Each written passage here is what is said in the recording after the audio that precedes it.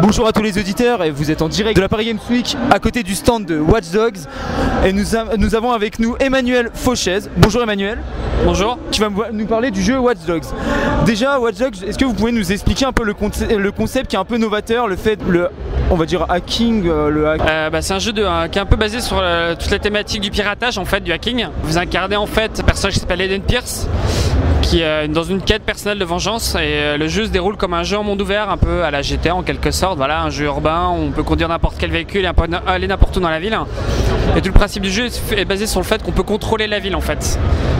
Les villes modernes, et là on prend l'exemple de Chicago et c'est un exemple réel, sont maintenant basées sur des systèmes d'information qui permettent de contrôler les feux, les ponts, les communications, les informations entre les gens. Et en fait on donne aux joueurs via un smartphone le pouvoir de contrôler ces informations et de contrôler la ville en fait. Et tout le gameplay est basé autour de ça.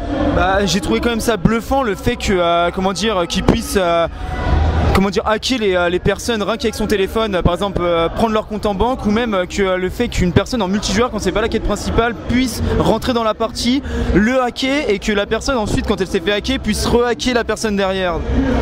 Ouais, c'est tout le concept et toute l'innovation qu'on a dans Watch Dogs, ce qu'on appelle le seamless, quelque chose qui est complètement fluide pour le joueur, où on n'a plus de frontières entre le mode solo et le mode multijoueur. Il se fait de façon complètement fluide. Donc quand on est hors des missions principales, à n'importe quel moment, un autre joueur peut rentrer dans votre partie, vous pouvez interagir avec lui de façon positive, il peut vous aider à faire certaines missions ou certaines quêtes annexes, comme il peut aussi essayer de vous hacker, vous prendre votre argent ou prendre des ressources. Et voilà, et là on rentre dans un jeu de chat et de souris en utilisant justement ce fameux hacking, l'accès à l'information, l'accès aux caméras de surveillance, la détection, qui à nouveau sont des choses qui existent vraiment. Aussi par rapport au gameplay, moi j'ai trouvé que ça ressemblait quand même, il y avait une partie qui était empruntée quand même à Splinter Cell par rapport au fait qu'on puisse se mettre à couvert, mais aussi d'autres parties, je pense, parce que c'est aussi Ubisoft, donc par rapport au fait que ce soit un monde ouvert, et le fait par exemple le free running, donc par rapport un peu, je pense ça doit être un peu du Assassin's Creed. Nous après on travaille vraiment sur l'expérience de jeu, donc maintenant chez Ubisoft on développe beaucoup sur tout ce qui s'appelle les mondes ouverts, donc Assassin, Far Cry, Watch Dogs ici, donc il y a certes des discussions entre les équipes sur la façon de mieux gérer ce genre d'environnement qui est d'un point de vue design assez compliqué à faire, mais en tout cas en effet on essaie de favoriser l'expérience de jeu en apprenant des différents jeux qu'on a sortis ou qu'on va sortir. Donc Watch Dogs mélange en fait tout ce qu'on peut faire de mieux, et c'est tout ça au service du gameplay, donc des gameplays d'infiltration quand il faut infiltrer des lieux, des banques, des maisons, ce genre de choses, ou des gameplays plus action de shooting, plus traditionnels, et un peu de navigation aussi dans la ville. Ouais, pour revenir sur le mode multijoueur, là on a vu dans la démo qu'un joueur peut hacker la partie on va dire d'un autre, mais est-ce que c'est possible à plusieurs de le faire? C'est-à-dire qu'au final on n'aurait pas deux joueurs en même temps mais plusieurs hackers sur la même partie en fait. On n'a pas encore tout révélé sur le multijoueur en fait, c'est tous les modes de jeu, solo, à plusieurs, ça arrivera un petit peu plus tard, mais ça c'est qu'une petite partie en fait de la façon dont on va vraiment intégrer le solo, enfin le multijoueur à l'expérience solo et à l'univers solo, donc ça sera un petit peu plus tard. Par contre, puisque n'importe quel joueur hors des quêtes principales peut rentrer dans le jeu de l'autre, mais est-ce que ça va pas au contraire segmenter trop la quête principale? C'est-à-dire, est-ce qu'il y a un moyen de personnes extérieures n'hackent pas le jeu et qu'on puisse continuer tranquillement nos quêtes principales? Alors il y a deux choses. Ce genre de choses se font vraiment pas dans l'histoire principale, pas quand tu fais les missions principales dans ton histoire. Et deux, au début du jeu on va te proposer si tu veux participer, ou en tout cas ouvrir en fait ta session et ton jeu à d'autres joueurs potentiels. Et après tu auras différents fils, différents moyens de gérer ça. Et l'idée c'est que la première fois que tu interagis comme ça avec quelqu'un de façon transparente, seamless, ça peut être de façon positive, il va t'aider. Et après tu vas rentrer dans des gameplays, plus de compétition, de shooting, genre de choses. Mais c'est vraiment toi qui vas décider si tu as envie de vivre ça ou pas. Après je trouve que ça décuple l'expérience, parce que c'est pas un jeu où tu vas t'arrêter dans ton menu, aller dans ton menu multijoueur, lancer une partie multijoueur avec un autre avatar, un truc, c'est complètement transparent en fait. Tu es toujours le personnage principal, mais tu vas vivre des expériences différentes.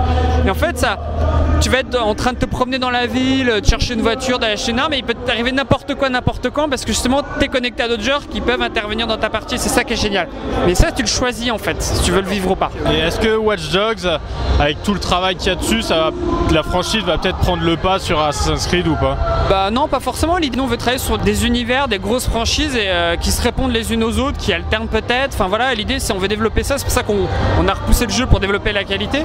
L'idée c'est pas que ça remplace Assassin, Assassin c'est encore autre chose, c'est une autre façon de jouer, c'est d'autres gameplay, c'est basé sur l'histoire. Watch Dogs c'est basé sur le hacking, quelque chose de beaucoup plus moderne, donc ça se complète en quelque sorte.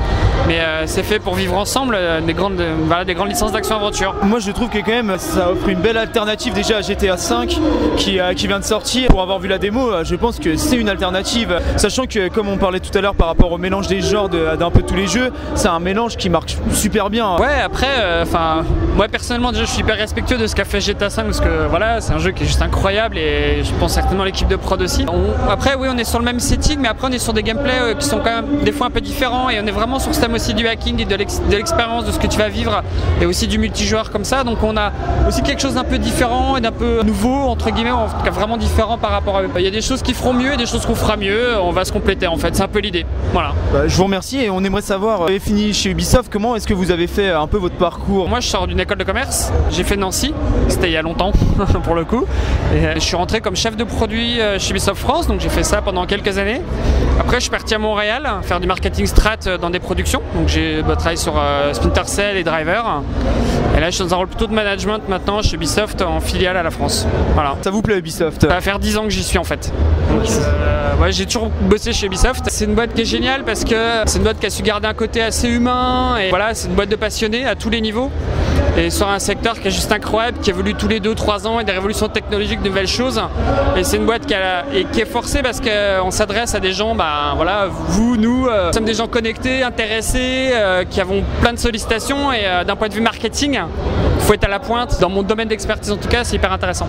Et est-ce que vous avez un mot, parce que vous venez d'école de commerce, nous on y est encore, est-ce que vous avez un mot pour les personnes qui seraient intéressées, qui vont écouter cette interview, pour ceux qui aimeraient rentrer chez Ubisoft peut-être à la fin de leurs études, qui sont vraiment passionnés aussi de tout ce qui est jeux vidéo? Ce que je pourrais dire c'est continuer à jouer parce que pour moi ça fait 10 ans que j'y suis, ça fait longtemps que je joue au jeu et ça doit rester avant tout un plaisir, mais de comprendre ce qu'il y a derrière ça, comprendre pourquoi c'est intéressant pour les gens, aller plus loin dans la réflexion, de regarder tout ce qui se fait dans le secteur en termes de marketing et c'est des choses passionnantes en fait. On regarde vachement plein d'autres secteurs, d'agroalimentaire, de choses comme ça, mais le marketing qui est fait dans les jeux vidéo va souvent assez loin en fait, parce qu'il faut justement engager ces gens-là, donc continuer à être curieux par rapport à ça et voilà, et tenter sa chance, continuer à être créatif. C'est une industrie où il faut être créatif, être intéressé, passionné par le jeu vidéo, mais par le cinéma, par la BD, par tous les autres secteurs à côté, donc il faut continuer à cultiver cette culture-là très large des différents médias. Voilà. Eh bien, je vous remercie et c'était l'interview à Emmanuel Fauché. Je vous remercie d'avoir pris du temps pour répondre à nos questions. Puis allez tester Watch Dogs, achetez-le quand il sortira, printemps 2014.